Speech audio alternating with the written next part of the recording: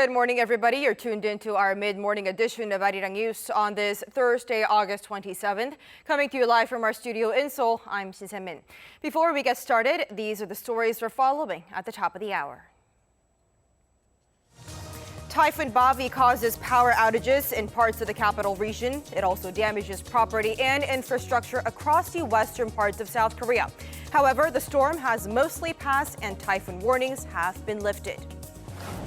Once hailed as a role model for its handling of COVID-19, South Korea continues to log new daily cases in the triple digits, putting authorities on high alert. And South Korea's National Assembly is closed for the day after a reporter there tests positive for the virus. The U.S. penalizes 24 Chinese companies for Beijing's militarization of the South China Sea.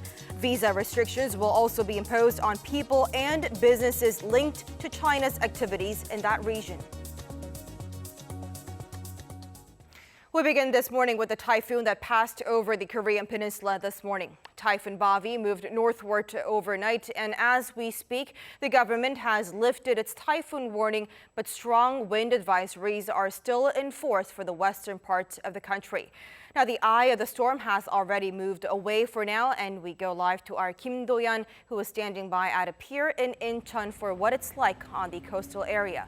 So, Do-yeon, first thing first, any damage you've witnessed so far in the past couple of hours there? Semin, I'm at Yeonam Pier in Incheon, where the eye of Typhoon Bavi passed by earlier this morning. But thankfully, I've only seen some broken branches and a few light objects being blown around. However, clouds from the typhoon are still lingering, causing sporadic downpours. As you have mentioned, the typhoon warning was lifted about an hour ago, but the greater Seoul area is still under a strong wind warning. It is windier than normal at 29 kilometers an hour, and the port here has restricted all sea routes for ferries in the morning. As for damage, the pier prepared well yesterday, so no notable damage has been reported. However, several districts of the city, including Ganghwa County, reported blackouts overnight, causing problems for local residents. For Seoul, at 5 a.m. this morning, the city was bracing for the worst, but it thankfully didn't see any major issues, except for a handful of reports of property damage and power blackouts. Rush hour commuters felt strong winds in Seoul, but the typhoon has moved past the city now. That's all I have for you at this hour. Back to you, Se-min. That was our Kim Do-yeon live for us at a pier in Incheon. Thank you for that reporting. Now, staying with the latest on the typhoon, after sweeping southern parts of the country, Typhoon Bavi has also caused damage in the city of Gwangju and Jeollanam-do Provinces. And for that, our Kim Da-mi reports. Typhoon Bavi continues to leave scars on the landscape on its way north, and Gwangju and Jeollanam-do Province were no exceptions. A signboard at a gas station in the province was blown off Wednesday night. 100 other cases of damage were reported overnight. A tree fell and blocked the road for an hour, but there are no immediate reports of casualties. In Gwangju, thousands of homes lost power. Due to strong winds and rough seas, flights and ferries in these regions have been canceled. Typhoon Bolivan back in 2012, which showed a similar path to Bavi, caused over $500 million of damage. In Jeju, South Korea's southern island, the first hit by the typhoon, an outer wall of an apartment building ripped off and damaged a car parked nearby. No casualties were reported. Traffic lights and CCTV cameras also succumbed to the winds of over 30 meters a second. That's strong enough to rip off roof tiles. So many damage reports have been filed because it's a typhoon. One of the four main rivers on Jeju almost reached its 2-meter flood level, forcing nearby residents to leave their homes. The wind was really strong and the water level rose so fast that the evacuation process was challenging.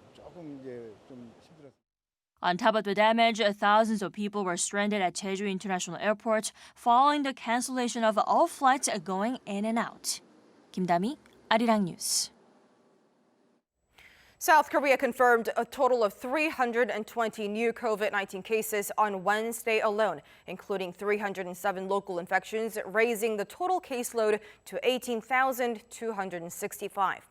And that virus has also spread to the political arena. South Korea's National Assembly is temporarily closed after a reporter covering the ruling Democratic Party of Korea tested positive for COVID-19. Our Lee Seung-jae with more. The National Assembly has made the decision to close on Thursday after a reporter covering the ruling party tested positive for COVID-19 the previous day. The decision came after an emergency COVID-19 response meeting was held to assess the health risk. The closure will push back 9 committee meetings set for Thursday. The Assembly also added that over 50 people, including 14 senior members of the Democratic Party, came into close contact with the infected reporter. This includes ruling party chairman Lee Hae-chan and floor leader Kim Tae-yeon, as the photojournalist was present for a Supreme Council meeting held earlier in the day. Lee voluntarily went under self-quarantine, with his office canceling all his immediate appointments, with Kim and other officials self-isolating as well.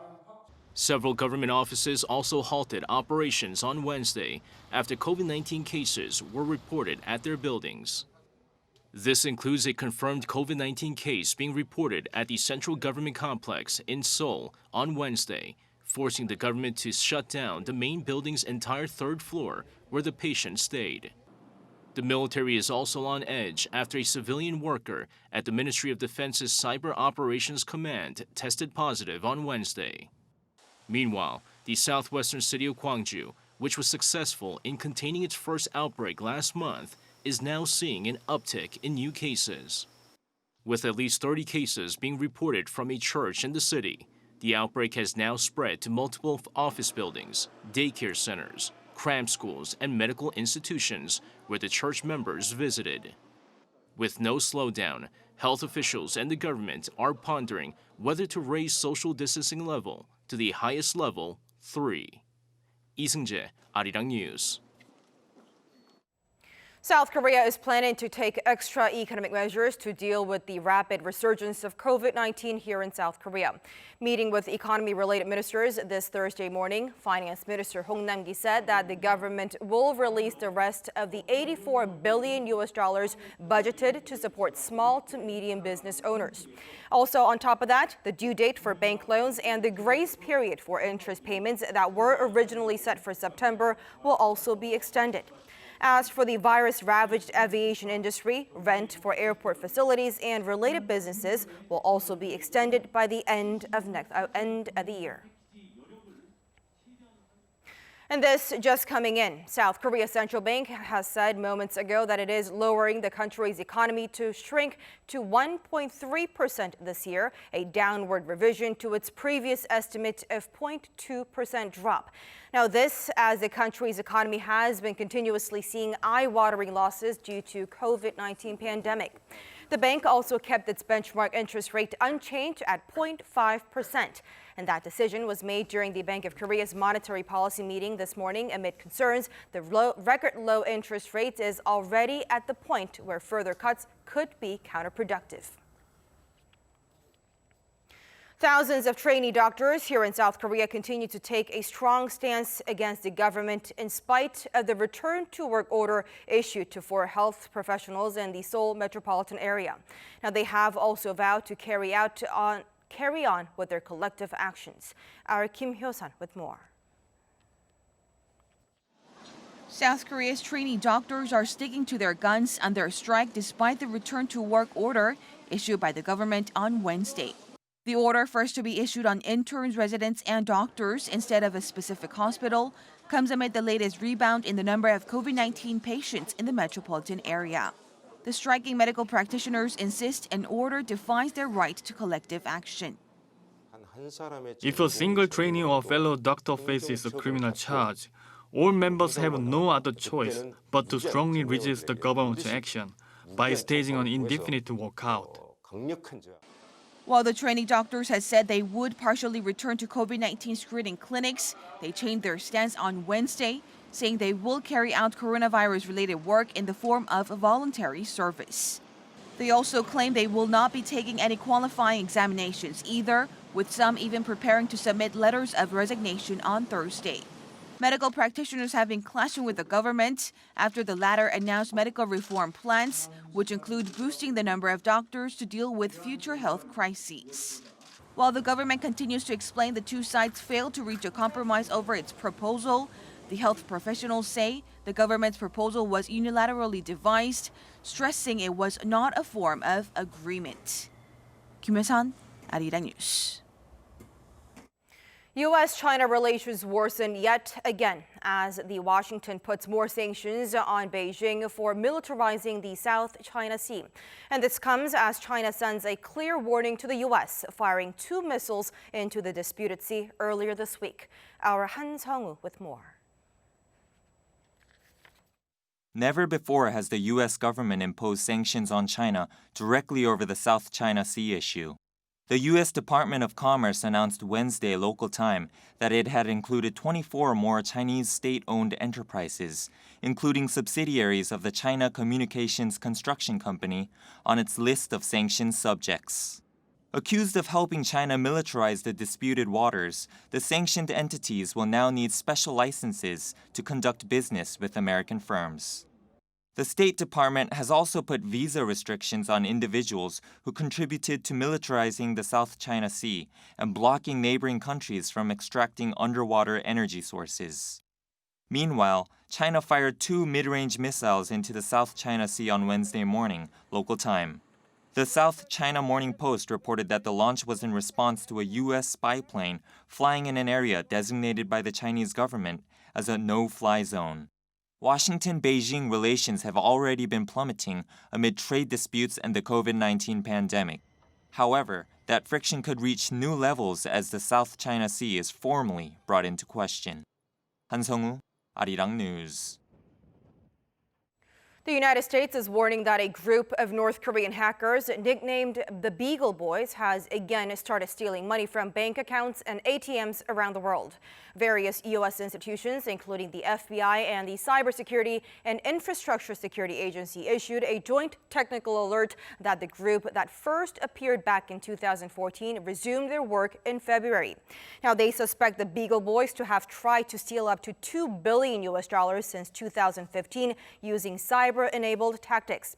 38 countries, including South Korea, have also been the target. And the stolen money is likely a major source of funding for the regime.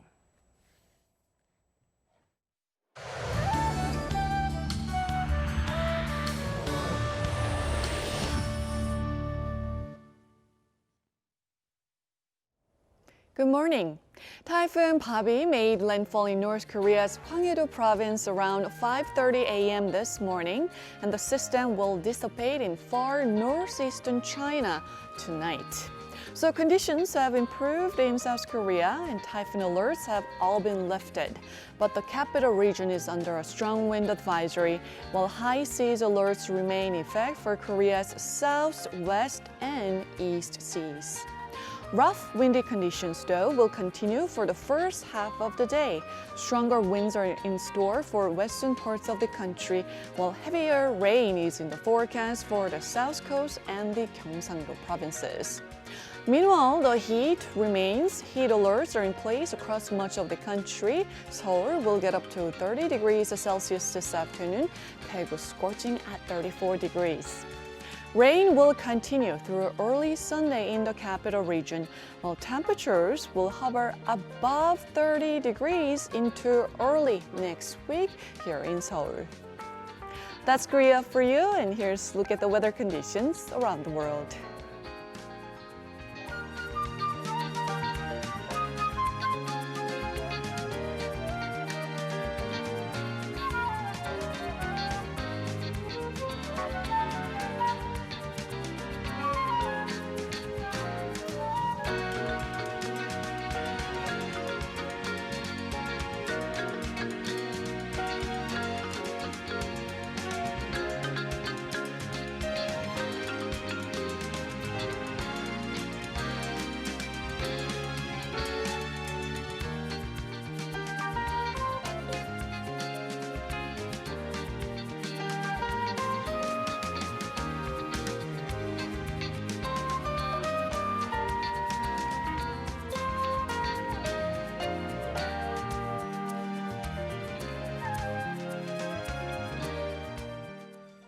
And before we go, we have a major update on the latest of COVID-19 situation here in South Korea.